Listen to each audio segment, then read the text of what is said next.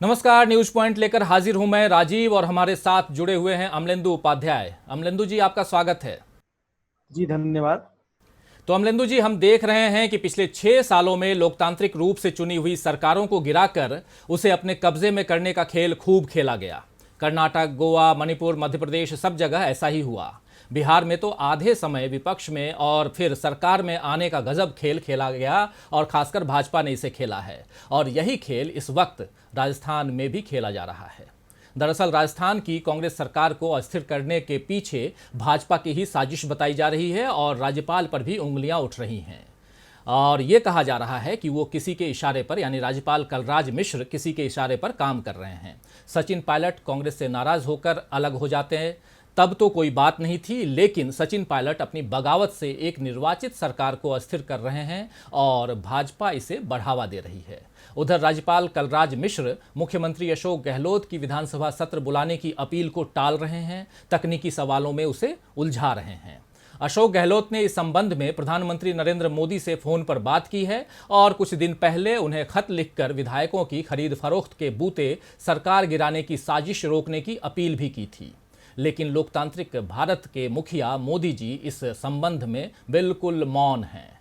तो अमलेंदु जी, एक तरफ मुख्यमंत्री अशोक गहलोत पीएम से बात कर रहे हैं, दूसरी तरफ राज्यपाल का जो अड़ंगा है वो गहलोत को परेशान कर रहा है, और तीसरी तरफ कांग्रेस पार्टी के ही विधायक और पूर्व प्रदेश अध्यक्ष और पूर्व डिप्टी सीएम सचिन पायलट मौन धारण किए हुए तमाशबीन बने हुए हैं। कुल मिलाकर राजस्थान में रोजाना सियासी उठापटक चल रही है, जिसमें नुकसान तो जनता का ही हो रहा है।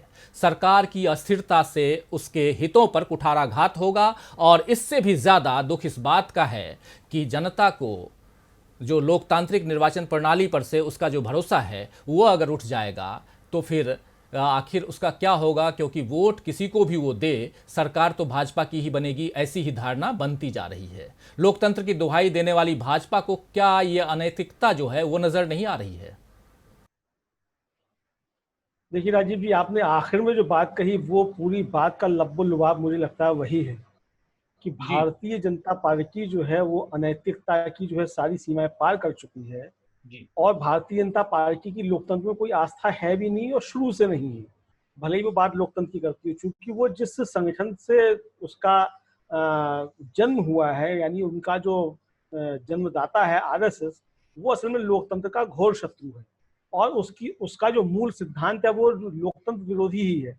मतलब वो एक समय में जो थे वो अंग्रेजों के जो थे वो एजेंट हुआ करते थे, अंग्रेजों के लिए काम किया करते थे, और आजकल जो है वो बड़े पूंजीपतियों के लिए काम कर रहे हैं। तो असली बात जो है वो यही है। और जो गुरु गोलवलकर का जो सिद्धांत है, अगर उसको ढंग से पढ़ा जाए तो वो साफ बताता है कि वो किस तरीके से लोकतंत्र के खिलाफ खड़े हुए हैं, किस तरीके से वो तिरंगे झंडे के खिलाफ खड़े हुए हैं, किस तरीके से वो कांग्रेस के खिलाफ खड़े हुए हैं, किस तरीके से वो आजादी की लड़ाई के खिलाफ खड़े हुए थे। तो लेकिन ये सारी चीजें जो अमलेंदु जी है, मैं रोकूंगा। अमलेंदु जी, लेकिन वो कहेंगे वो हम नहीं थे। नहीं वो यही थे। वो ये कहते हैं, वो तो ये कहते हैं, कल को तो ये भी कह देंगे कि नरेंद्र मोदी भी हमारे नहीं है। मतलब जिस तरीके से ये कह देते हैं, लाल कृष्ण आडवाणी ने जो था वो पार्लियामेंट के अंदर खड़े होकर कह दिया कि बंच ऑफ थॉट जो थी वो वी और आवर नेशन डिफाइंड किताब जो थी वो गुरुजी ने नहीं लिखी थी। तो किसने लिख दी थी? अगर गुरुजी ने नहीं लिखी थी तो किसने लिखी थी, ये भी तो बताया ना फिर। मतलब बिल्कुल। आपका मतलब ये बीच में भी कह दिया कि एबीवीपी हमारा संगठन नहीं है, और तो और कह दिया कि ऑर्गेनाइजर हमारा मुखपत्र नहीं है। तो किसका है फिर? यानी यही छद्म जो है इनका, यही यही इनका पॉलिटिक्स में भी दिखाई पड़ता है। लोकतंत्र की बात करेंगे और सबसे ज्यादा लोकतंत्र विरोधी यही है। इनको डेमोक्रेसी से बहुत ज्यादा चिढ़ है। इसीलिए मनुस्मृति की बात किया करते थे ये, और भारतीय संविधान की मुखालिफत किया करते थे। तो यही चीजें जो अब वो खुल करके सामने आ रही हैं, और निश्चित तौर पे जो ये सारे काम किए जा रहे हैं वो इसीलिए किए जा रहे हैं ताकि जनता का डेमोक्रेसी से भरोसा उठ जाए। और उसके बाद फिर मोदी जी जो है एक दिन ऐलान कर दें कि डेमोक्रेसी तो बहुत खराब चीज हो गई है, और देखिए आप किसी को वोट देते हैं कोई खरीदता है, इसलिए अब जो है वो हमेशा के लिए यहाँ जो है वो हिंदू राष्ट्र बन गया। अब जो है वो हिंदुत्व वाले लोग आ गए हैं, अब हम जो है सत्ता में रहेंगे, हम सत्ता से हम बाहर जाने वाले नहीं। यही जो है करने के लिए ये सब किया जा रहा है, और मना स्थिति जो तैयार की जा रही है कि आप लोग समझ लीजिए, यानी जहां दो विधायक हैं भारतीय जनता पार्टी के, वहां भी भारतीय जनता पार्टी की सरकार बन जाती है। तो जी। मतलब ये परिस्थितियां पैदा की जा रही है, और ये संदेश देने की जनता को कोशिश की जा रही है कि आप वोट किसी को दे लीजिए, आप भले ही हमको वोट मत दीजिए, लेकिन सरकार तो हम ही बनाएंगे, किसी भी तरीके से बनाए सरकार हम ही बनाएंगे। तो ये जो देने की कोशिश की जाएगी। लेकिन अशोक गहलोत ने एक बड़ी अच्छी बात करी। उन्होंने दो बातें जो करी, एक तो पहले उन्होंने प्रधानमंत्री सीट को सीधी सीधी चिट्ठी लिखी कि जी कल को प्रधानमंत्री जी ने कहा कि मुझे नहीं मालूम था, ये तो बिल्कुल। अमित शाह कर रहे थे या जेपी नड्डा कर रहे थे, या हम तो इसमें थे ही नहीं, सचिन पायलट कर रहे थे, हमें क्या मालूम। जो भी कर रहा था मैं प्रधानमंत्री को सूचित कर दिया, और उठा करके फोन भी कर दिया कि प्रधानमंत्री जी आप इसको रोकिए, अब आपकी जिम्मेदारी बनती है, क्योंकि आप जो है जिस कुर्सी पे बैठे हैं उसकी जिम्मेदारी है डेमोक्रेसी की रक्षा करना। और अभी आप जो 25 जून को भाषण दे चुके हैं लोकतंत्र के ऊपर बहुत लंबा चौड़ा, तो आप जो है लोकतंत्र की रक्षा कीजिए, आपको ही करनी है। और जो वो करेंगे नहीं, क्योंकि प्रधानमंत्री जो है, मतलब बिना प्रधानमंत्री की मर्जी के पत्ता थोड़ी हिलता भारतीय जनता पार्टी के अंदर। भारतीय जनता पार्टी के अंदर कौन ऐसा है जिसकी हैसियत है जो प्रधानमंत्री बात को जो है डिसओबे कर सके या उनसे बाहर जाके, मतलब भारतीय जनता पार्टी के अध्यक्ष की तो कोई हैसियत ही नहीं प्रधानमंत्री के सामने। ये कांग्रेस थोड़ी है कि कांग्रेस का अध्यक्ष प्रधानमंत्री को दिशा निर्देश दे कि पार्टी जी ये चाहती है। यहाँ तो सारी पार्टी ही भारतीय जनता पार्टी जो पूरी मोदी जी के ऊपर निर्भर करती है। मोदी जी जो कहेंगे वो भारतीय जनता पार्टी अपना कोई अस्तित्व अब नहीं है। ये भारतीय जनता पार्टी खत्म हो गई है। जिस दिन अडवाणी जी भारतीय जनता पार्टी से किनारे किए गए उस दिन भारतीय जनता पार्टी समाप्त हो गई। अब ये नरेंद्र मोदी पार्टी है, तो ये नरेंद्र मोदी पार्टी जो है, तो अशोक गहलोत ने ये सीधे सीधे मतलब मोर्चे पे अशोक गहलोत मोदी जी को ले आए हैं कि अब जो बातचीत होगी वो अब मोदी जी को सामने रख करके होगी, और अब मोदी जी जो है वो इससे अब बच नहीं पाएंगे कि मुझे नहीं मालूम था या पता नहीं कौन कर रहा था। तो जी ये जो काम जो किया है ये काफी अच्छा अशोक गहलोत ने किया है, और मुझे लगता है कि अब प्रधानमंत्री जी नरेंद्र मोदी को सीधे सीधे अशोक गहलोत फ्रंट पे ले आए हैं, तो मोदी जी को भी अगर मतलब अगर उनके अंदर इस तरह की कोई भावना है कि डेमोक्रेसी जिस तरह की वो बातें करते हैं कि लोकतंत्र की जो रक्षा होनी चाहिए, लोकतंत्र की और संविधान की जिस तरह से मोदी जी बात किया करते हैं, अगर वो बातें सही है, मुझे लगता है कि जो बातें करते हैं वो सही करते होंगे, क्योंकि मैं तो कभी उनसे मिला नहीं हूँ, लेकिन हमने तो उनकी बातें ही सुनी है, उनकी मन की बातें सुनी है। तो वो जिस तरीके से मन की बातें करते हैं तो उससे विश्वास किया जाना चाहिए कि जो वो बातें करते हैं वो सही बातें करते हैं।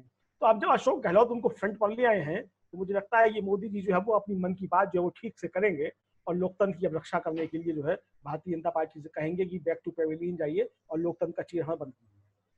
लेकिन अमलेंदु जी वो अभी तक राजस्थान के मुद्दे पर चुप हैं, और दूसरी चुप्पी जो है उनकी वो चीन के मुद्दे पर भी है, क्योंकि पूरे ढंग से तो नहीं कह सकते हैं लेकिन लगभग वो चुप हैं। कुछ दिनों पहले उन्होंने उस पर बात भी की थी और उन्होंने कहा था कि हमारे सीमा के अंदर कोई नहीं आया था, आपको याद होगा। तो ये सारी चीज़ें तो हैं, लेकिन चीन के मुद्दे पे उन्होंने जब भी कुछ भी बोला है उसमें विरोधाभास रहा है। एलएसी पर हालात कैसे हैं इसकी सही जानकारी देश को उन्होंने अभी तक नहीं दी है। मोदी जी लद्दाख तक तो हो आए, कारगिल विजय दिवस पर सेना का मनोबल बढ़ाने वाली बातें भी उन्होंने कल बोल दी।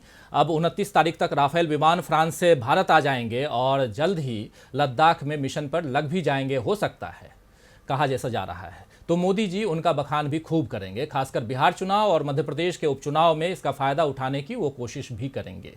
पिछले चुनाव में भी राफेल के मुद्दे ने उनका साथ दिया, हम देखे, और इस बार राष्ट्रवाद राफेल पर जो है बैठ करके और ऊंची उड़ान भर सकता है, ऐसा अनुमान लगाया जा रहा है और लगाया जा सकता है। वैसे आज राहुल गांधी ने दूसरी तरफ बढ़ते हैं कि राहुल गांधी ने अपने वीडियो में कहा है कि वो चीन की घुसपैठ पर झूठ नहीं बोलने वाले हैं, भले ही उनका राजनीतिक जीवन ही क्यों न खत्म हो जाए। उन्होंने कहा है, यानी राहुल गांधी ने कहा है कि चीनी सैनिकों की भारतीय सीमा में घुसपैठ को नकारने और इस पर झूठ बोलने वाले देशभक्त नहीं हैं। तो सवाल ये उठता है अमलेंदु जी कि एक तरफ कमजोर विपक्ष जिसमें सिर्फ राहुल गांधी ही कुछ बोल रहे हैं और वो भी ट्वीट करके बोल रहे हैं, और ट्वीट करके ही अपनी राजनीति चमकाने की कोशिश में लगे हुए हैं और अपने राजनीतिक भविष्य की दुहाई भी दे रहे हैं कि भले हमारी जो राजनीति है वो खत्म क्यों ना हो जाए। तो दूसरी तरफ लोकप्रियता की ऊंची उड़ान भरने वाले पीएम मोदी हैं जो चीन के मसले पर सही जानकारी जनता तक नहीं पहुंचा रहे हैं। चूंकि मामला जो है वो देश की सुरक्षा और अखंडता का है, ऐसे में पीएम की ये चुप्पी क्या इशारा करती है? नहीं, मुझे लगता है कि ये पीएम की चुप्पी जो देश के लिए तो बहुत घातक है, बाकी भारतीय जनता पार्टी के लिए, प्रधानमंत्री के लिए घातक हो या ना हो, भले वो कितनी भी ज्यादा लोकप्रियता की ऊंचाइयां चढ़ रही हो, लेकिन हमको ये याद रखना चाहिए जो ऊपर चढ़ता है वही नीचे गिरा भी करता है। तो जो आज बुलंदियों पे जा रहा है उसका जो जब ढलान शुरू होगा और जब सारी चीजें सामने निकल कर आना शुरू होगी, तो मुझे लगता है कि ये बहुत खराब स्थिति होगी, और प्रधानमंत्री को आगे के लिए सोचना चाहिए, क्योंकि प्रधानमंत्री जो है बहुत जल्द मार्गदर्शक मंडल में पहुंचने वाले हैं, मतलब जिस उम्र के जिस पड़ाव पर वो है, तो अगला चुनाव आते आते वो जो है वो मार्गदर्शक मंडल में शामिल हो जाएंगे, मुझे जहाँ तक लगता है। तो उस अब मार्गदर्शक मंडल का अमलेंदु जी एक मिनट टोकूंगा कि एक तरफ तो आप कह रहे हैं कि जो है मतलब संविधान बदलने की बात और लोकतंत्र पे भरोसा नहीं, तो क्या आपको ऐसा लगता है कि मार्गदर्शक मंडल में वो पहुंचेंगे? खैर ये एक दूसरा सवाल है और बस मैं बीच में टोक करके ही आपको कह रहा हूं, लेकिन आप अपना जो जवाब है वो जारी रखिए। और मुझे ऐसा नहीं लगता है कि मार्गदर्शक मंडल की कोई बात आएगी, क्योंकि दुनिया के दूसरे देशों को भी हम देख रहे हैं, हमने चीन को भी देखा और हमने अभी हाल फिलहाल में रूस को भी देखा, जहां पुतिन जो हैं वो 2036 तक राष्ट्रपति रहने के लिए अपना जो पूरा का पूरा जो संविधान को जिस प्रकार बदलना चाहिए था वो बदल चुके हैं। तो हो सकता है कि ये स्थिति भारत में भी निर्मित हो जाए।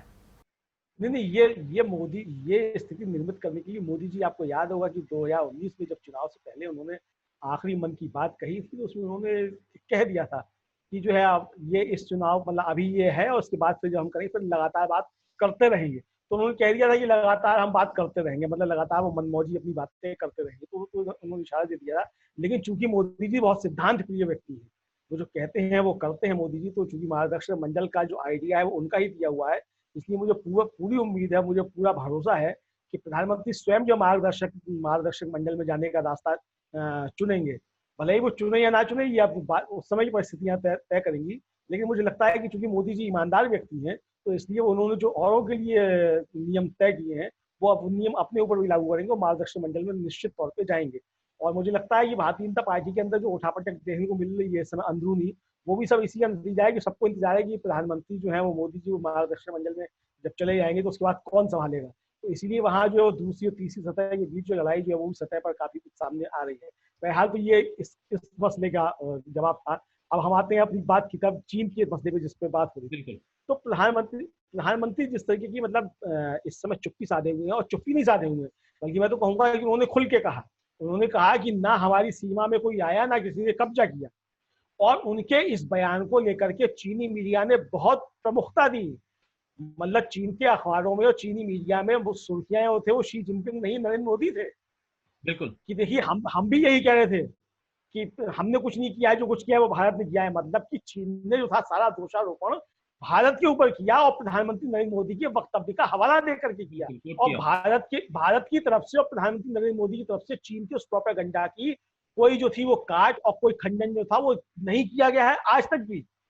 मतलब आज तक भी जो है इस तरीके का कोई खंडन नहीं किया गया कि चीन जो प्रोपेगेंडा कर रहा है प्रधानमंत्री के वक्तव्य को लेकर के वो गलत है, ये नहीं किया गया है। तो मुझे लगता है कि ये सब मिलाकर के देश के साथ जो है इस तरीके की बर्ताव जो है वो अच्छा नहीं है। और कुल मिलाकर के कभी ना कभी ये चीजें सामने आएंगी, आज नहीं तो कल आएंगी। और जब सामने आएंगी तो निश्चित तौर पर कटघरे में प्रधानमंत्री ही खड़े होंगे, कोई और खड़ा नहीं होगा।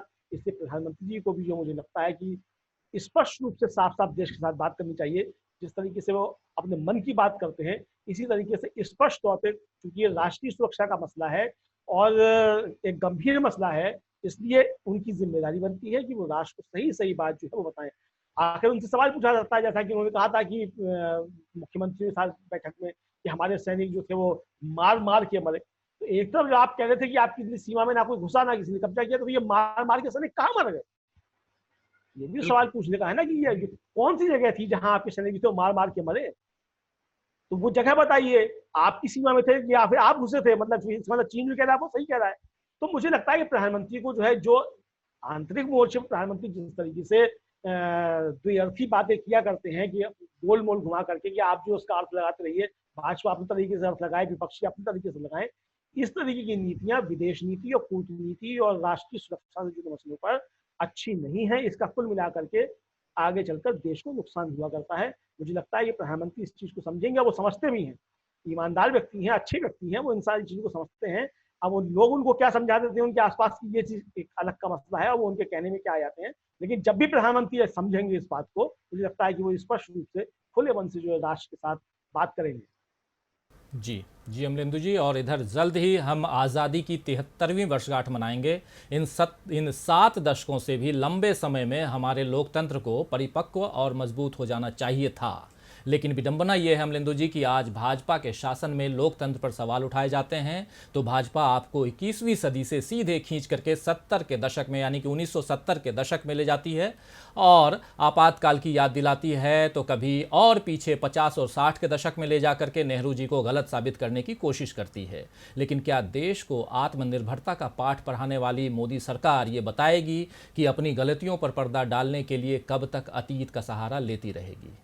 तो अमलेंदु जी, आज आपने चर्चा के लिए वक्त निकाला, इसके लिए बहुत बहुत धन्यवाद। और दोस्तों, साथियों, शुभचिंतकों, आपने बहुत ही ध्यान से इस गंभीर चर्चा को सुना, इसके लिए आप सभी को तहे दिल से शुक्रिया अदा करता हूं। देखते रहिए डीवी लाइव, जुड़े रहिए हमारे साथ। नमस्कार।